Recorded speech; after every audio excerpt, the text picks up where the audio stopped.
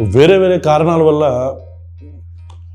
కొన్ని రోజులుగా మాకు వస్తున్న ఒక రిక్వెస్ట్ని మేము ఓవర్లుక్ చేయలేదు కానీ ఇగ్నోర్ చేయలేదు కానీ we are unable to do it. అదేంటంటే డిఎస్సి ఆస్పిరెంట్స్ యొక్క సమస్య.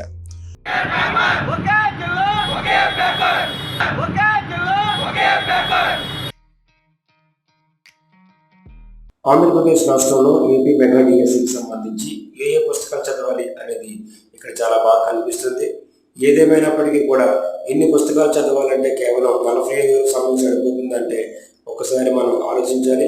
ఎందుకంటే ఈ పుస్తకాలు కొన్ని సంవత్సరాలుగా DSC aspirants long term preparation చేసినప్పటికీ కూడా కనీసం ఒక 2 నెలల సమయం లేదా 3 నెలల సమయం ఉంటేనే మరి రివైజ్ చేసుకోవడానికి సమయం సరిపోతుందని ఒకసారి మనం ఆలోచిస్తూ ఒక్కసారి మరొక 45 రోజుల సమయం పొడిగిస్తే చాలా బాగుంటుంది, ఆనందిస్తారు యాస్పిరెంట్స్ అని చాలామంది యాస్పిరెంట్స్ బాధపడుతున్న పరిస్థితి కనిపిస్తుంది. Thank you. కొన్ని ఈమెయిల్స్ అంటే ఆల్మోస్ట్ హండ్రెడ్స్ ఆఫ్ ఈమెయిల్స్ వచ్చినాయి. ఏంటి అంటే అన్నా ప్లీజ్ వీడియో చేయండి ఈ విషయం మీద మాట్లాడండి అని చెప్పండి. ఏంటి ఇష్యూ అంటే దీని మీద ఇన్డెప్త్ చదివిన తర్వాత చాలా దారుణంగా ఆంధ్రప్రదేశ్ ప్రభుత్వం ఈ డిఎస్సి అభ్యర్థుల మీద అంటే ఆస్పిరెంట్స్ మీద వాళ్ళ యొక్క అజమాయిషీని ప్రవర్తిస్తుంది. ఇక్కడ నేను కొన్ని ఈమెయిల్స్ ఉన్నాయి, దాంట్లో చాలా ఈమెయిల్స్ వచ్చినాయి. దాంట్లో ఇది ఒక అతను పంపించారు, తను హాయ్ అన్న, big fan of your content, boldness the way show. Okay, అయితే ఆయన ఏమంటారంటే, for your information AP government has given mega DSC notification but many of us are facing below problems. Number 1, 90 days time should be given.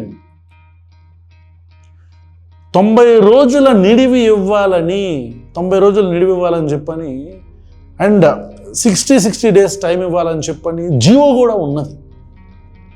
ఇంతకుముందు Jio release చేశారు దాని మీద. అలా ఒక స్టిపులేటెడ్గా ఒక టైం ఇవ్వాల్సిన పరిస్థితి ఉన్నా సరే హుటాహుటిన డిఎస్సి పెడతానికి ప్రభుత్వం ఎందుకు దీన్ని ముందుకు తీసుకెళ్లాలని కోరుకుంటుంది అనేది మాకు అర్థం కావట్లేదు. ఇతను మాట్లాడిన పాయింట్ నేను ఫస్ట్ చెప్తాను మీకు. 2, age relaxation to 47 years. Number 3, normalization should not be done. Instead, one district, one paper model should be exam conducted, which can be done and seen in last DSC. Telangana వాళ్ళు కూడా దీన్ని 1 district, 1 paper మోడల్ని follow అయ్యారు. And TET గురించి చాలా important point. Considering conducting of TET as there are new batches అంటే as they have been passed out recently, NCTE guidelines clearly states to conduct TET twice in a year. మనకి తెలియని వాళ్ళకి ఈ DSC అభ్యర్థులు ఎవరెవరైతే ఉన్నారో వీళ్ళు ఒక 7 సంవత్సరాలుగా ఈ నోటిఫికేషన్ కోసం ఎదురు చూస్తున్నారు. ప్రభుత్వాలు మారుతున్నాయి, ముఖ్యమంత్రులు మారుతున్నారు, కానీ ఎవరు కూడా డిఎస్సి నోటిఫై చేయలే. సో 7 సంవత్సరాలుగా వీళ్ళు ఎదురు చూపులు ప్రభుత్వంలోకి రాగానే మేము DSC notification mega DSC release చేస్తామని ఆడంబరాలు పరికిన కూటమి ప్రభుత్వం, అప్పట్లో కూటమి పార్టీలు ఏవైతే ఉన్నాయో Telugu Desam party, Janasena party, mostly Telugu Desam party ప్రభుత్వంలోకి వచ్చి దాదాపు సంవత్సరం అవుతుంది, ఇప్పుడు రిలీజ్ చేశారు. అయితే దీనికి నోటిఫికేషన్ రిలీజ్ చేసి ఏమన్నారంటే ఎస్సీ కేటగరైజేషన్కి దానికి లింక్ పెట్టారు. ఎస్సీ కేటగరైజేషన్ సుప్రీంకోర్టు వాళ్ళు ఒకవేళ అది ఇవ్వకపోయింటుంటే, జడ్జ్మెంట్ ఇవ్వకపోయింటుంటే ఇప్పటికి కూడా జరిగేది కాదు. దానికి లింక్ పెట్టేశారు. సో జడ్జ్మెంట్ వచ్చింది కాబట్టి సచ్చినట్టు ఇప్పుడు చేయాల్సిన పరిస్థితి.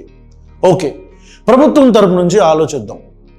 ఇప్పుడు 1 year దాకా మీరు నోటిఫై చేయలేదుగా. లోకేష్ గారు ప్రచార సభల్లోనూ వాటిల్లో మాట్లాడుతూ మేము దీన్ని ఖచ్చితంగా అకాడమిక్ ఇయర్ స్టార్ట్ అయ్యేటప్పటికి ఈ టీచర్స్ అందరినీ ప్లేస్ చేస్తాము అని చెప్పారు. బాగుంది, ఒక 4 రోజుల్లో అకాడమిక్ ఇయర్ స్టార్ట్ అయిపోతుంది. అయినా సరే ఇప్పటికీ ఎగ్జామ్ కండక్ట్ చేయలేదు. అంటే ఎగ్జామ్ కండక్ట్ చేసి పోస్టింగ్లు వేసి వాళ్ళని తీసుకెళ్ళి అక్కడ కూర్చోపెట్టాలి. ఇదంతా 1 monthలో జరిగే ప్రాసెస్ అయినా కాదు. మరి అలాంటప్పుడు ఇంత లేట్ అయినప్పుడు, సంవత్సరం పొడవునా మనం లేట్ చేసినప్పుడు, ఇచ్చిన హామీ ప్రకారం ప్రభుత్వం రాగానే నోటిఫై చేయలేదు, చేసి దాన్ని మళ్ళీ ఎస్సీ కేటగరైజేషన్కి లింక్ పెట్టి మళ్ళీ దానికి ఇప్పుడు ఇంత లేట్ చేసి కరెక్ట్గా గ్యాప్ ఇవ్వకుండా, అంటే దాదాపు 18 పేపర్ల దాకా ఉంటాయి అనుకుంటా, 15 నుంచి 18 పేపర్లు ఉంటాయి డిఎస్సి వాళ్ళకి. Correct me if I'm wrong. వీళ్ళు ఒక్కొక్క పేపర్ దాదాపు 18 పేపర్లు అనుకుంటా ఇఫ్ ఐఎమ్ నాట్ రాంగ్. 18 పేపర్లు అంటే ఒక్కొక్క పేపర్కి కనీసం 5 రోజులు రివిజన్ వేసుకుందామా? 5 రోజులు, 15 పేపర్లు అనుకుందాం, 5 రోజులు రివిజన్ వేసుకుందాం. అంటే ఎన్ని రోజులు కావాలి మనకి? అంటే ఎందుకు ప్రభుత్వం ఇంత హుటాహుటిన ఈ నిర్ణయం తీసుకోవాల్సి వచ్చింది? ఇక ఇంపార్టెంట్ పాయింట్ ఏంటంటే టెట్. ఎవరెవరైతే డిఎస్సికి అప్లై చేసుకుందాం అనుకుంటారో ఈ అభ్యర్థులు ఎవరెవరైతే ఉన్నారో వీళ్ళందరూ కూడా ముందు టెట్ క్లియర్ చేయాలి. టెట్ అనే ఎగ్జామ్ క్లియర్ చేయాలి. ఈ ఎగ్జామ్ ప్రతి 2 సంవత్సరాలకు ఒకసారి కండక్ట్ చేయాల్సిన పరిస్థితి, 2 సంవత్సరాలకు ఒకసారి. అయితే ప్రభుత్వం టెట్ కండక్ట్ చేసింది ఎప్పుడో, ఆ తర్వాత వాళ్ళల్లో లాస్ట్ టైం టెట్ కండక్ట్ చేసినప్పుడు ఆ టెట్లో పాస్ పర్సంటేజ్ దాదాపు 50% లేదు, అంటే 50% మందే పాస్ అయ్యారు.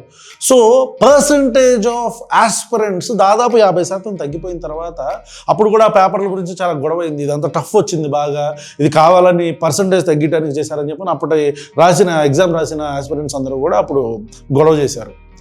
ఇప్పుడు వాళ్ళు మళ్ళీ టెట్ కండక్ట్ చేస్తే దాంతో మళ్ళీ మేము ఎగ్జామ్ రాసి డిఎస్సికి వెళ్దాం అనుకుంటున్నారు. సో రీసెంట్గా కూడా, అంటే అప్పుడు టెట్ కండక్ట్ చేసిన తర్వాత మళ్ళీ కొత్తగా టెట్ కండక్ట్ చేస్తేనే ఇంకా చాలామంది ఎదురు చూస్తున్న కొన్ని లక్షలాది మంది ఎగ్జామ్ రాస్తారు.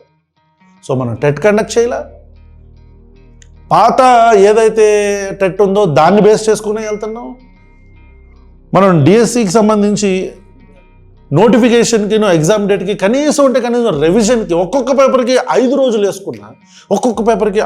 వేసుకున్నా కనీసం 50 నుంచి 75 రోజులు, 3 నెలలు ఈజీగా పడుతుంది కదా. 2-3 నెలలు అయినా కనీసం 60 రోజులన్నా కావాలి కదా.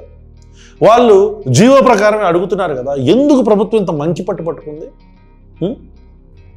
ఇకపోతే ఆస్పిరెంట్స్ అందరూ కూడా కొంతమంది అంటారు, ఏంటి వీళ్ళందరూ కూడా ప్రిపేర్ అవ్వాలి కదా, అంటే ఒక సంవత్సరం నుంచి టైం ఉంది కదా, సంవత్సరం అంతా టైం దొరికింది కదా, ఇప్పుడు ఎందుకు ప్రిపేర్ అవ్వాలి, ఇప్పుడు ఎగ్జామింగ్ కానీ ఇప్పుడు రివిజన్ చేసుకుంటారా అంటే తెలియని మాటలు ఇవన్నీ కూడా. నేను చాలా హార్ష్గా మాట్లాడొచ్చు, కానీ ఇట్లా క్రిటిసైజ్ చేసే వాళ్ళల్లో తెలియక క్రిటిసైజ్ చేసే వాళ్ళు ఉంటారు కాబట్టి నేనేం గట్టిగా మాట్లాడలేకపోతున్నాను. వాళ్ళకి చెప్పేది ఏంటంటే, నేను బాబు డిఎస్సి ఆస్పిరెంట్స్ అందరూ కూడా అదేదో ఇంటర్మీడియట్ ఎంసెట్ కోసం ప్రిపేర్ అవుతున్న పిల్లల కాదు, డిగ్రీ కంప్లీట్ అయ్యి పెద్ద చదువుల కోసం వెళ్దాం అనుకుంటున్న పిల్లలు కాదు. This is not a competitive. అంటే లైక్ అదే మనకు తెలియకుండా మనం ఎందుకని తెలియని మాటలు. డిఎస్సి ఆస్పిరెంట్స్ చాలామంది, మ్యాక్సిమం పర్సంటేజ్ అందరూ కూడా వాళ్ళు ఫ్యామిలీస్తో ఉండేవాళ్ళు, పెళ్ళిళ్ళు అయిన వాళ్ళు, ఉద్యోగాలు చేసుకుంటున్న వాళ్ళు, పెళ్ళిళ్ళు కాకపోతే ఉద్యోగాలు చేసుకుంటున్న వాళ్ళు. ప్రభుత్వాలని ఏ ఆస్పిరెంట్ నమ్మడు. ఎందుకంటే ఫస్ట్ ఆఫ్ ఆల్ ఇచ్చిన హామీ, మేము మెగా డిఎస్సి వేస్తాం, మేము బొగా డిఎస్సి వేస్తామని చెప్పి ఎన్ని ప్రభుత్వాలు మోసం చేసినాయి. ఏ ఆస్పిరెంట్ కూడా మేము ఈ నోటిఫికేషన్ వేస్తామంటే ఎవడో నమ్మడు. వేసేదాకా కూడా, వేసిన తర్వాత ఎగ్జామ్ కండక్ట్ చేసే టైం దాకా కూడా వాళ్ళకి అంతెందుకు. మొన్న జరిగిన గ్రూప్ 2 ఎగ్జామ్స్ కూడా రేపు మార్నింగ్ ఎగ్జామ్ అయితే ఈరోజు సాయంత్రం నైట్ దాకా కూడా సుప్రీంకోర్టు జడ్జిమెంట్ కోసం ఎదురు చూస్తున్నారు ఆస్పిరెంట్స్, రాసేవాళ్ళు. ఎంత దారుణం ఇది, అంటే ఎంత ట్రామా ఇది. ఇన్ని సంవత్సరాలుగా, దాదాపు 7 సంవత్సరాలుగా ఎదురు చూస్తున్న ఒక ఎగ్జామ్కి రివిజన్ టైం కూడా లేకపోతే వాళ్ళకి ఎంత ట్రామా క్రియేట్ చేసినట్టు. ఇన్ని లీగల్ బ్యాటిల్స్ మధ్యలో, ఇన్ని లీగల్ క్వశ్చన్స్ మధ్యలో వాళ్ళు అసలు ఎగ్జామ్ ఎట్లా రాయగలరు? మీరు చేస్తున్నది మంచి పనే. నారా లోకేష్ గారు విద్యాశాఖ మంత్రి, మీరు చేస్తున్నది మంచి పనే, వి అప్రిషియేటెడ్. పాత ప్రభుత్వం చేయింది మీరు చేశారు, డిఎస్సి నోటిఫికేషన్ ఇచ్చారు, హ్యాట్స్ ఆఫ్. కానీ అదేదో బంతి భోజనానికి పిలిచి చాలని అన్నం పెట్టి లేపేస్తే, భోజనం పెట్టామన్న పేరు కంటే సరిగ్గా పిలిచి అవమానించారు, సరిగ్గా భోజనం పెట్టలేదనే అపవాదు మిగులుతుంది. ఇకపోతే ఇదంతా కూడా వాళ్ళు డిమాండ్ చేస్తున్న, లేకపోతే వాళ్ళ ఎక్స్పెక్టేషన్స్ కూడా ప్రభుత్వం నుంచి దాదాపు 4 రోజులుగా చేస్తున్న ఉద్యమాలు కావచ్చు, ఇంకేదైనా కావచ్చు, ఇదంతా కూడా that is legitimate. Those are legitimate expectations. GO ప్రకారం మీరు వెళ్ళండి అంటున్నారు, రివిజన్కి టైం ఏంటి అంటున్నారు. These are legitimate expectations. అదేదో గొంతెమ్మ కోరికలు అంటారు కదా, ఏం కాదు. ఇకపోతే మా తరపు నుంచి ఒక క్వశ్చన్ ఏంటంటే నారా లోకేష్ గారికి, లోకేష్ గారు మీరు అకాడమిక్ ఇయర్ స్టార్టింగ్లోనే వీళ్ళందరినీ ప్లేస్ చేద్దామని అనుకోవటంలో తప్పులేదు, చేయాలి. కానీ ఒక సంవత్సరం పాటు లేట్ అయిన ఈ అకాడమిక్ ఇయర్ని ఒక 1 month పుష్ చేయటం మీ చేతిలోనే ఉంది కదా. ఒక 1 month పుష్ చేసి వీళ్ళకి రివిజన్ టైం ఇస్తే అంటే ఏం కోల్పోతుంది ప్రభుత్వం? ఒక అకాడమిక్ ఇయర్ని 1 month పుష్ చేయడంలో ఏం కోల్పోతుంది ప్రభుత్వం? లేట్ చేసింది మీరే కదా. అంటే లాస్ట్ మూమెంట్ వచ్చేదాకా కూడా కాళ్ళు ఆరసాపుకొని చక్కగా ఏమి మాట్లాడకుండా ఉండే మనం కరెక్ట్గా ఇంకొక 4 రోజుల్లో అకాడమిక్ ఇయర్ స్టార్ట్ అవుతుందని అర్జెంటుగా స్టార్ట్ని పెట్టేయాలి, వాళ్ళని తీసుకెళ్ళి అక్కడ పెట్టేయాలి. ఏంటంత ఈగోలకు పోవద్దండి, ఈగోలకు పోవద్దు. లక్షలాది మంది దీని మీద ఆధారపడి ఉన్నారు, దీని మీద ఆశలు పెట్టుకొని ఉన్నారు. నేను అంటుంది వై హేస్ట్ అంటున్నా. Why should you have some haste? ఎందుకు అది? అంటే రీసెంట్గా కూడా మనకి 10th class ఇంటర్మీడియట్ పిల్లల ఎగ్జాములు కౌంటింగ్ అయిపోయిన తర్వాత వాళ్ళ మార్క్స్ని చూసి ఆశ్చర్యపోయి బయటకు వచ్చి ఓరు బాబు ఏంటి మార్కులు చెప్పని గొడవ పెట్టారు కదా. అట్లాగా మీరు చేస్తున్న పనిలో మంచి ఉన్నా సరే అది ప్రాపర్గా చేయకపోవటం వల్ల మీ ప్రభుత్వానికి మీకు అపవాదం వస్తుంది. ఇంత కూలంకుషంగా హుందాగా పద్ధతిగా కంట్రోల్ చేసుకొని మాట్లాడుతున్నాను, దయచేసి అర్థం చేసుకోండి. డిఎస్సి ఆస్పిరెంట్స్ కానీ ఈ అభ్యర్థులు కానీ వాళ్ళకి కుదిరితే ఒక టెట్ మళ్ళీ కండక్ట్ చేయండి. దానివల్ల చాలామందికి ఇంకా ఆ సర్కిల్ పెరుగుతుంది, ఆ రేషో పెరుగుతుంది. సో ఎక్కువ మంది అభ్యర్థులకి అవకాశం అంటే ఎంతమంది అభ్యర్థులు వచ్చినా సరే ఇచ్చిన పోస్టులే కదా. At least they will have that satisfaction that they have return the examination. TET conduct చేయండి, కుదిరితే అకాడమిక్ ఇయర్ని పుష్ చేయండి. అవన్నీ కాదండి, రివిజన్ టైంని ఎగ్జామ్ డేట్ని పుష్ చేసి అకాడమిక్ ఇయర్ 1 month లేట్ అయినా సరే వాళ్ళని మెల్లిగా పోస్ట్ చేయండి. ఇప్పుడు ఉన్న టీచర్లతో పోయిన సంవత్సరం ఎట్లా అయితే ఉన్న టీచర్లతో నడపండి. అకాడమిక్ ఇయర్ని కొద్దిగా పుష్ చేయకపోయినా సరే ఒకవేళ టెక్నికల్గా అట్లా ఏమన్నా ఇష్యూస్ ఉంటే అకాడమిక్ ఇయర్ని పుష్ చేయకుండా ఉన్న టీచర్లతోనే ఇన్ని సంవత్సరాలుగా జరుగుతుంది, 7 సంవత్సరాలుగా ఈ ఒక్క నెలలో ఏం జరిగిపోద్ది? 4 రోజులు ఉన్న టీచర్స్ ఉన్న స్టాఫ్తో మీరు కంటిన్యూ చేయండి. ఆ తర్వాత వచ్చిన వాళ్ళని ప్లేస్ చేయండి. Don't go with this stubborn attitude, Lokesh garu. We request you to kindly consider the request from the aspirants because they are legitimate expectations. Thank you so much.